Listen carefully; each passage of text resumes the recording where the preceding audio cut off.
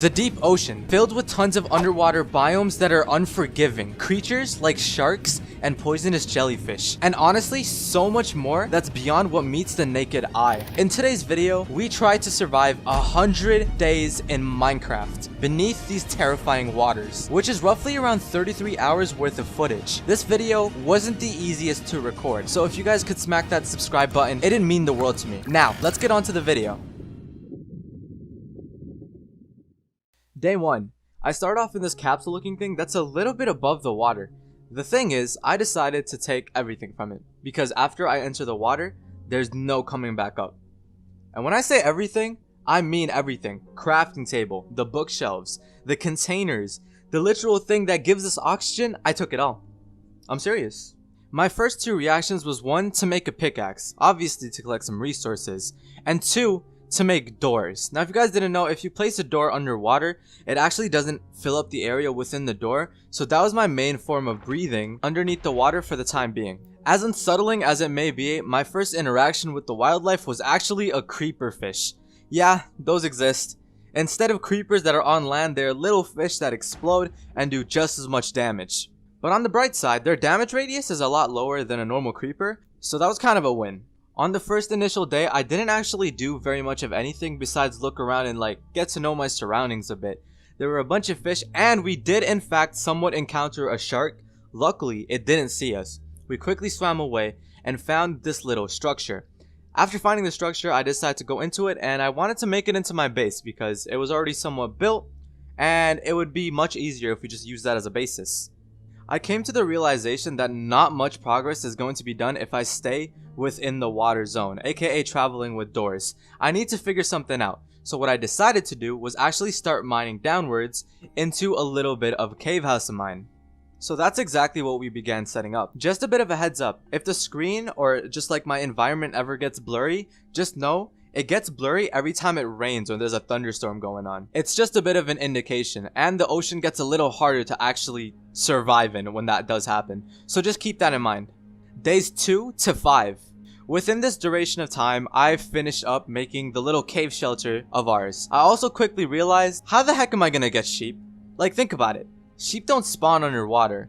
So how in the world am I gonna get, I don't know. I didn't really look into it that much, or if it's even possible to somewhat beat it underwater with certain crucial aspects of the game, but we were gonna give it a chance. Luckily for us, I quickly caught on to 2 very important things. 1, we actually started off with a canister of air from the shuttle, so we actually had some form of air.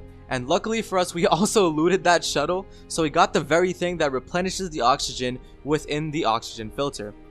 And the second most valuable thing is the fact that I was freezing to death.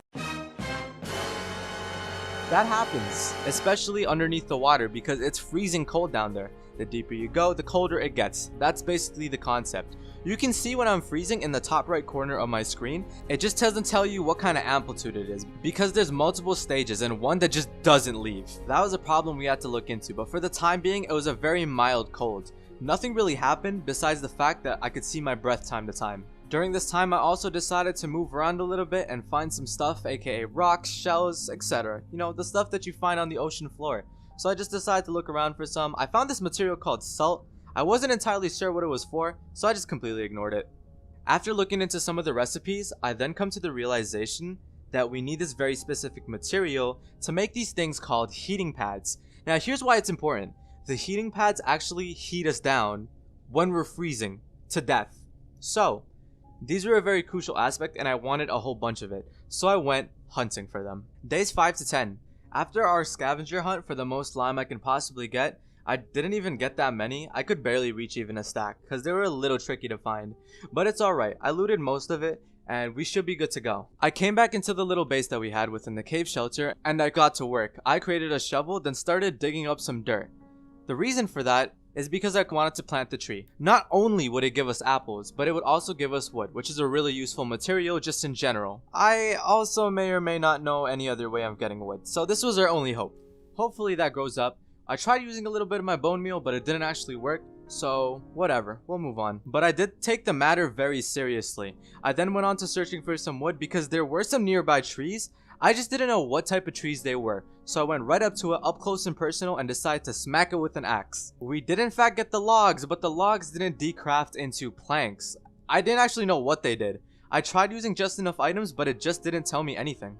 What a lame block. Once we're back at our base, I soon realized that there's a bit of a progression system within the game that's also known as advancements. The thing is, there are stat points that you put into certain different things. There's chemistry, biology, physics, and occult. Yeah, they're a little strange, but hear me out. Basically, if you wanted something, you'd have to get the certain amount of stat points within your overall character to unlock them.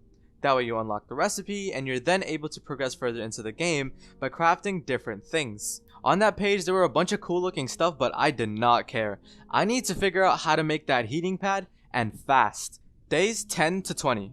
I didn't have enough points, so we needed to do a bit of exploring. I then decided to go mining, because we needed more iron anyways. I didn't want to expend it all on heating pads. I went on for a bit and didn't find much. Then I decided to take a different direction, and eventually I hit a bit of an underwater cave. The interesting thing about this was it wasn't any normal underwater cave. It was one of those magma ravines. It was definitely the first time I've ever seen one of these, especially a water cave that deep into the mines. We were at y=11. I wouldn't be surprised if we found diamonds there. Sadly, we weren't as fortunate. What made things 100 times worse was the fact that I was freezing to death, not to mention there was pressure. The effect is known as overpressure. Not entirely sure what it exactly does besides kind of like suffocate us in a sense, but it was definitely an issue and we were definitely taking damage from it.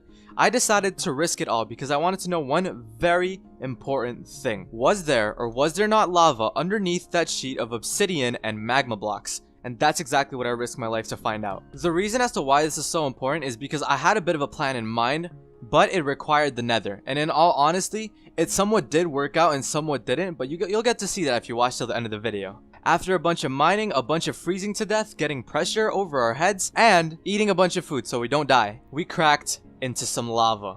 This was perfect. All I needed to do was then get buckets. So I quickly ran back up because I kind of ran out of food, so that was a bit of an issue. I needed to heal myself off of my frostbite and my pressure. Luckily for us, we actually had some heating pads to start out with from the beginner shuttle. Let's just say we had to cling on to a little bit of our life here. But it was fine, nothing happened, we're good. Both of the effects were gone and we're completely fine. Luckily we got back up in time and there was, you know, we were good. I needed to regenerate my hearts because if I even went up there or back into the mines with no health whatsoever, the series would have ended. And I didn't want that, so I started eating rotten flesh. I don't regret it. We gotta do what we gotta do. The reason I was regenerating health is because I wanted to go back into the water and get some cod. Interesting. There's no fish, I guess. That's exactly what I did. I got the cod, came back, smelted it up along with the iron. After smelting a bunch of the iron, I then made a quick armor set of full iron armor.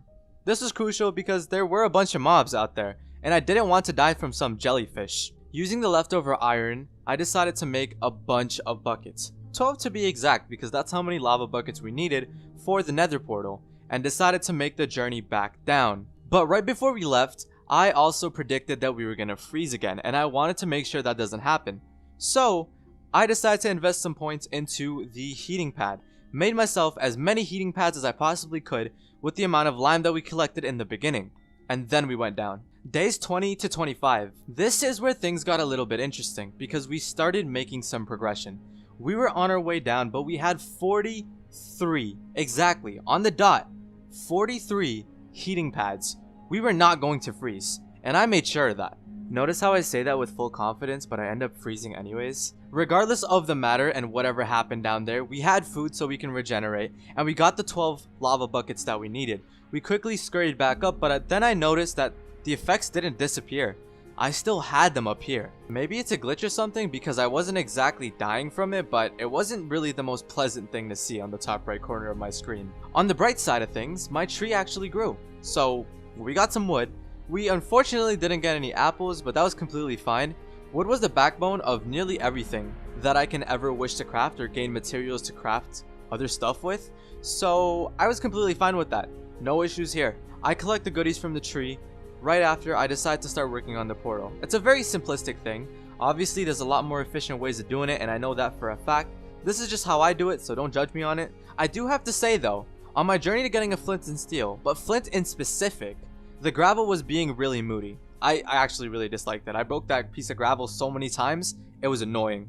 But eventually I did manage to get it, and I lit up the portal. Days 25 to 35. If you've ever watched any of my previous 100-day videos, you'll know that my luck isn't really the best. And this video was no exception. I entered the Nether, soon to realize that I messed up. My plan was to get food from Hoglins, but this mod is a 1.14.4 mod. If you guys are still confused, there's no Hoglins. Hoglins never existed during this version of Minecraft. That's only 1.16.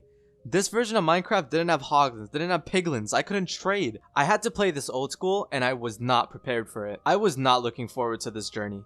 This was completely different from what I had envisioned into my mind. I just wanted to get some gold from a bastion, trade it with some piglins, then find one of those blue mushroom biome things, and, you know, get it over with. But this was just not expected. To be completely blunt with you guys, no progress was made in this portion. I wish there was some sort of highlight for this bit, but there really isn't. I just ran around looking for a nether castle, and I didn't have much luck really. It was kind of annoying. Did I mention I also spent a lot of time looking for gold in the nether? Like the netherrack gold mixture thingies that you get in 1.16? Yeah, those didn't exist, but I didn't realize. Days 35 to 40. We managed to find the nether castle. Yes, I know it's called a fortress. I just like calling it a nether castle. Alright, just putting that out there. Honestly, this journey could have taken a lot less time if it wasn't for me being careful.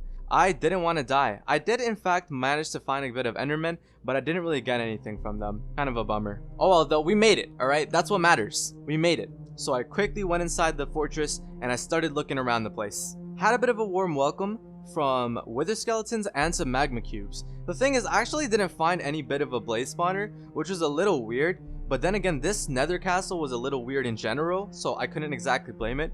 A lot of the pieces were blocked off by natural terrain, which was a bit of an issue. Luckily for us, the chances of blazes spawning just randomly within the middle of the castle was high, especially in this older version of Minecraft, so we were good. At the end of the day, my main focus was still to find a blaze spawner, so even if I did find one or two, I'd kill it, maybe get like one or two, but I'd still end up trying to look for the blaze spawner, and I didn't have any luck. I practically explored the entire nether castle at this point, and I didn't really know what to do, but I decided to turn back and noticed that the spawn rates for the blazes are substantially higher, and I utilized that heavily. Days 41 to 50. After getting our hands on more than enough blaze rods, we then decided to just leave. We didn't like the nether castle. On the way there, we did find some endermen, but they didn't actually drop anything. Eventually, we started walking around a whole bunch. I was not going to the overworld looking for endermen. That was just not happening, so I looked around in the nether. We didn't find that many, but every once in a while, I'd definitely encounter one. I'd trap them in a boat and completely smack them. As usual, my chances are complete garbage. I barely caught any ender pearls, so I had to kill so many endermen before I even got a substantial amount. Like, bro, Dream, how you doing this stuff? You be speedrunning and RNGing like it's child's play. Like, what is this? But when I try, I get like glowstone in the chest. On a lucky day, mind you. On a freaking lucky day. Which was kind of why it took such a long duration. Kind of annoying, but it was just part of the process, and I'm kind of used to it by now. 1 enderman, 2 enderman, 3 enderman. You get the point. You guys get the point. Eventually, I do manage to get exactly 12 ender pearls. I didn't have the patience to get any more despite us having 15 blaze rods. So just stick with me, okay? Like, listen. You'll see why this was a big mistake on my part later on if you watch till the end. Ugh, this was such a waste of time. Anyways, we go back through the portal and get home. We had everything we needed. There was no point of being there anymore. So we dipped. Days 50 to 55. When I got back, I realized I didn't have enough food, so I decided to go out in the middle of the night, mind you, to get some food. It was a big mistake. It's very cold, not to mention, there's also everything around me that I can barely see in the environment. If a shark decided to pull up on me, I would not even know. I started taking a bunch of damage, which I actually couldn't take because I didn't have any food, so I quickly scurried back after I realized how big of a mistake this was. And I just sat there looking at stat points and crafting recipes. There was nothing I can do. I was quite literally stuck in that area until it was daytime. I didn't have a bed. There was no sheep down here. What else do you want me to do? Once it was daytime again, I then decided to go out into the water. At this point, we really didn't have a lot of health that we were working with, as you can see. So, we had to be a little bit careful. I did in fact find some ruins which were kind of interesting. Within the ruins, I found a bit of a chest that had bread in it, which was a lifesaver. Well, it actually had wheat in it, but we crafted the bread with the wheat, so technically it had bread in it. The only thing I was worried about is the fact that I came home with half a heart remaining. The series could have ended. After all of that nether grinding, the series could have literally just flopped dead. So that was risky. I didn't want to do that again. I ate the rotten flesh that I had in my inventory. Then shortly after, I decided to eat the bread to get the most amount of hearts that I possibly can back. Hey, look at me being big brain, huh? Then I realized, because I wasn't at full health and I didn't know if I wanted to go back up there with everything trying to kill me. So what I thought about was, hey, this is an older version of Minecraft.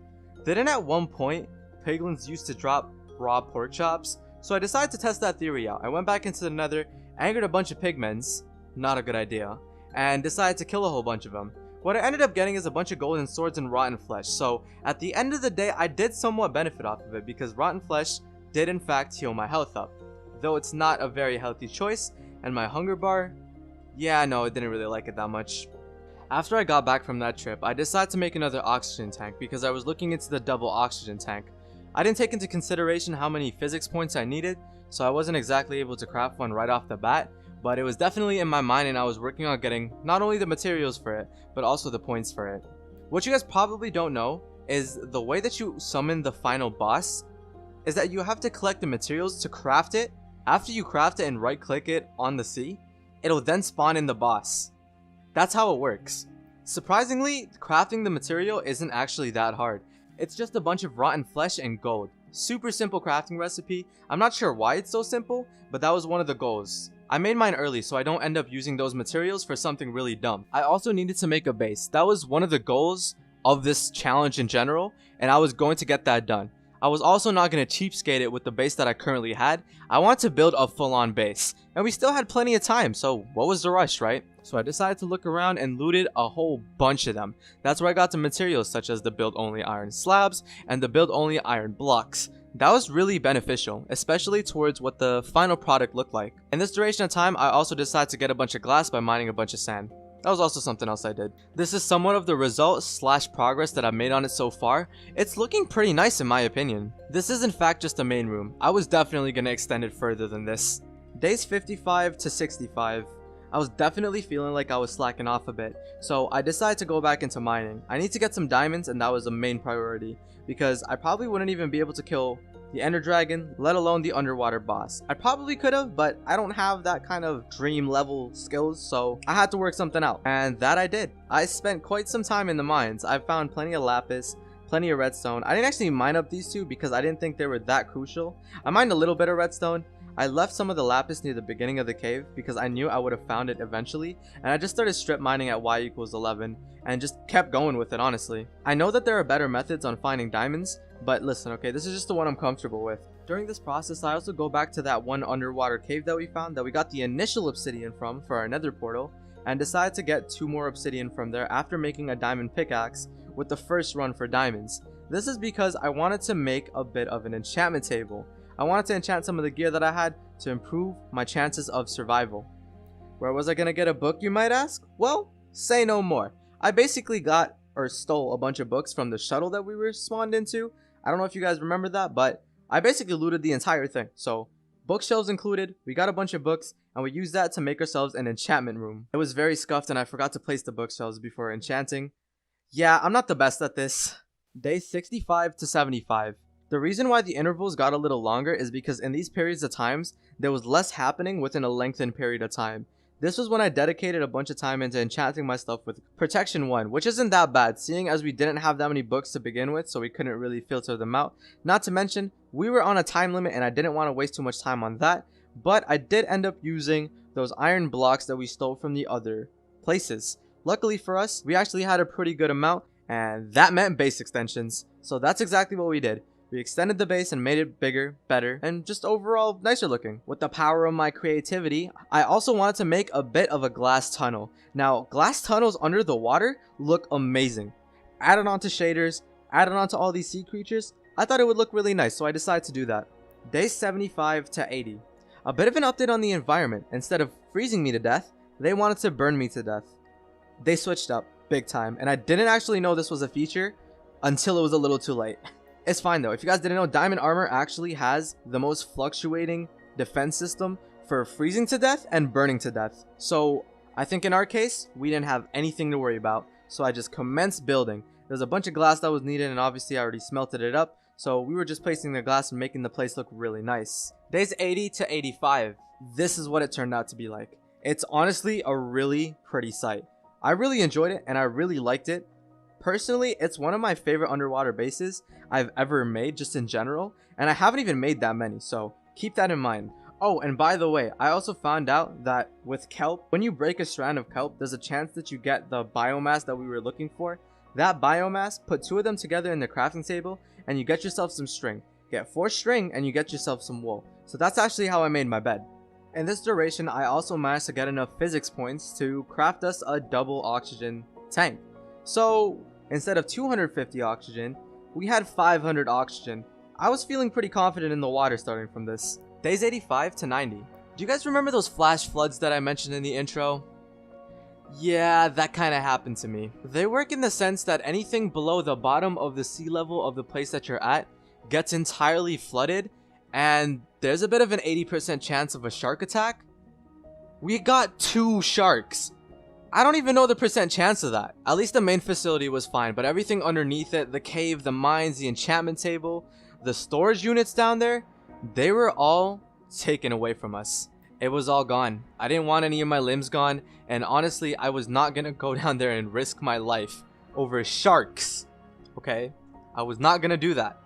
But, I mean, at the end of the day, it did kind of suck. It was a bit of a detriment to us, but luckily we had most of the important stuff, the Eye of Enders, and we got ourselves the boss spawn egg, so we weren't that far behind. It's just, I do wish we could bring back a little bit more stuff from the storage containers below, but it shouldn't be that big of a detriment. Right after, I built up the courage to finally go outside, set up a little area for ourselves, and finally attempt killing the boss. I was confident. I had diamond armor. It was enchanted. I had an enchanted axe. I had a shield. What more could I ask for?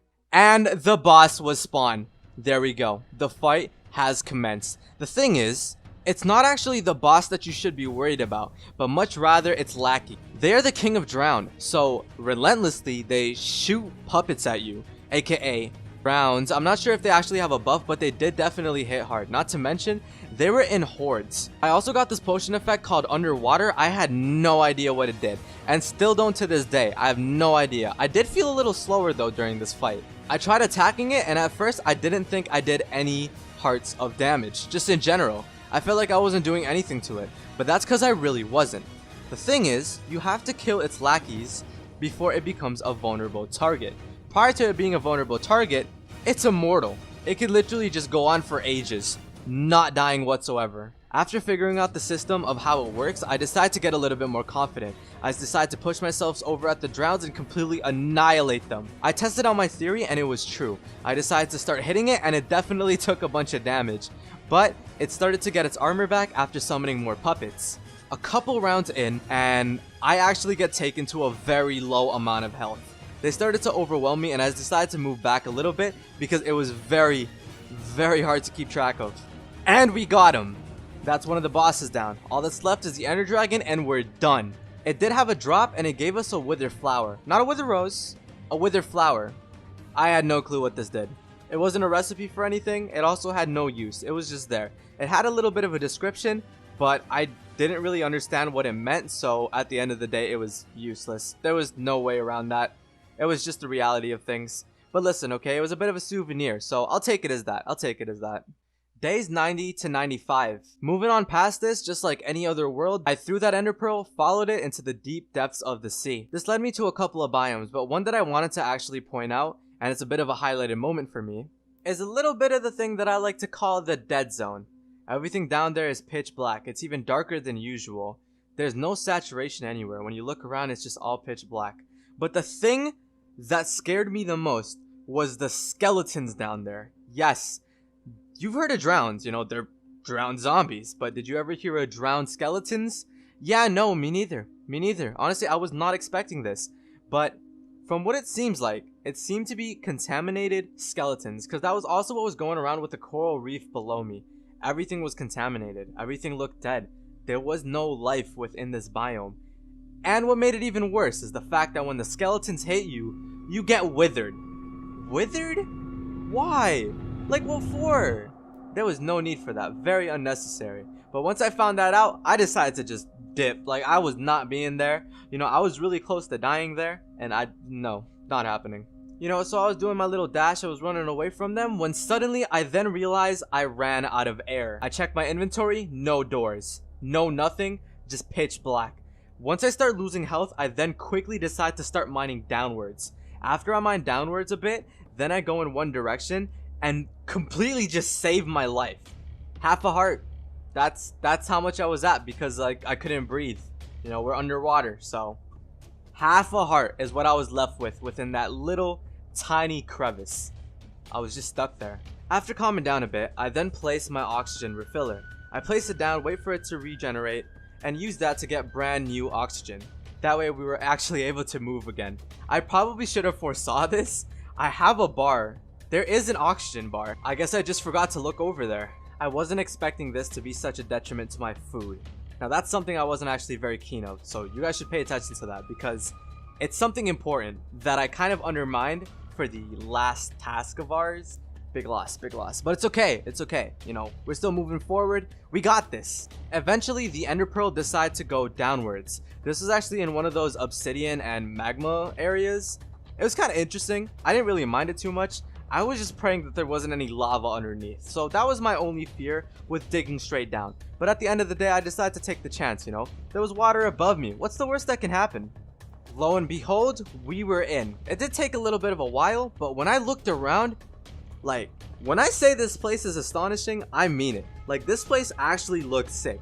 I was expecting some basic, normal Minecraft stronghold, but what I found was a lot better than what I expected. Minecraft, you should take some tips. I decided to use those fibers I mentioned before to make some string, that way I can get a bow. Even though I had 4 arrows, those 4 arrows could potentially get me 4 of the towers, so I was willing to make that trade.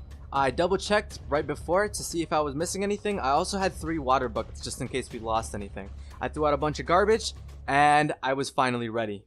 Days 95 to 100. This is it. This is the final straw. This is what we've been waiting for. And without hesitation, I jumped straight into it. And the fight began. I quickly started using my blocks to get up to the towers, you know, as anyone would, and started taking out some of the crystals. What I did notice though, out of nowhere, I started getting withered. Now, I didn't really know what it was correlated with at first, but then later on I found out that the dragon breath from the dragon gives you wither. Why? Okay, now hear me out. Honestly, it's either one of 2 things, which I didn't actually verify. Either 1, this mod made it so that the dragon breath gives you wither, or 2, that's just how Minecraft 1.14 is. So, I was honestly confused regardless of what choice it was. Normally going into the nether for a speedrun, it requires quite a bit of food, and I didn't have that much. I roughly had less than 16, so I wasn't doing good in the food department at all. And adding the wither onto that, I'd basically have to eat my way to live. That's exactly what I did. My food deplenished twice as fast as it normally would have, making this that much harder. After realizing where it derived from, I tried my very best avoiding it, though I couldn't avoid it at all costs. The further it was from me, and the less of it I took in, the less wither I got. That's something that I actually did pick up on. I also noticed there was a bit of a structure, but it looked kind of dematerialized. It looked like a little bit of a bridge, and it was kind of cool. But that's actually a little bit important later on. Even the end pillars looked a little different. There was lava oozing out of some of them, and even this like strange ore that I didn't get to mine, which kind of sucked because I was more focused on the ender dragon. Eventually, I ran out of food. I foresaw this, I honestly did. After I saw that it withered me, and it can wither me like constantly, I realized that I did not have enough food for this. This was a problem. I quickly looked into my inventory and tried to eat kelp just stale for some reason.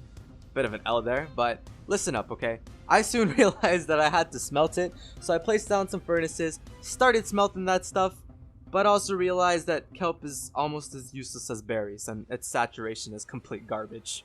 That was fun. Yeah, fun. Now you might be wondering, where did you get the fuel from? Well, you see, we had some leftover wood.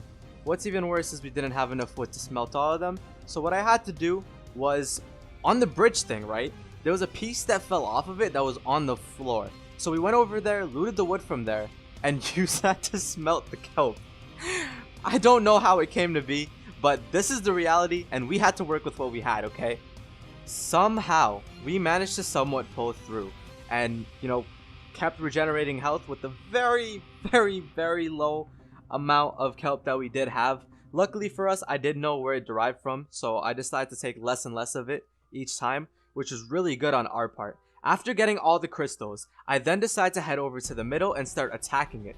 The issue was, every single time that the dragon would get up or either hit me, fling me into the air and I water bucket clutch, I get withered. Despite me having a stack of kelp, I slowly got less and less of it. Eventually, I did run out of it entirely. But luckily for me, within the duration of the time that I had the kelp for, I lowered the Ender Dragon so low that it was at just a sliver of health. And right there and then, that's it.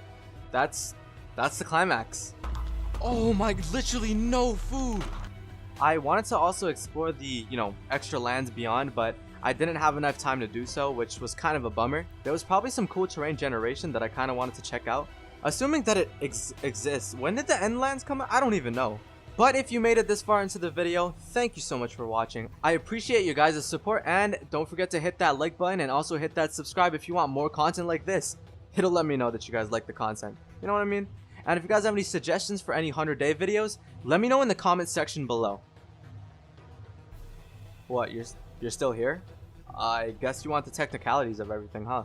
To put it simple, we used a mod pack for this challenge of ours. The mod pack is linked in the description. The thing is, we did in fact tweak a bunch of the features, terrain generation, and even the biome. So pulling this off yourselves is going to be kind of hard unless you have some coding knowledge. So just keep that in mind. But with that being said, hope you have a wonderful day and I'll catch you on the next video.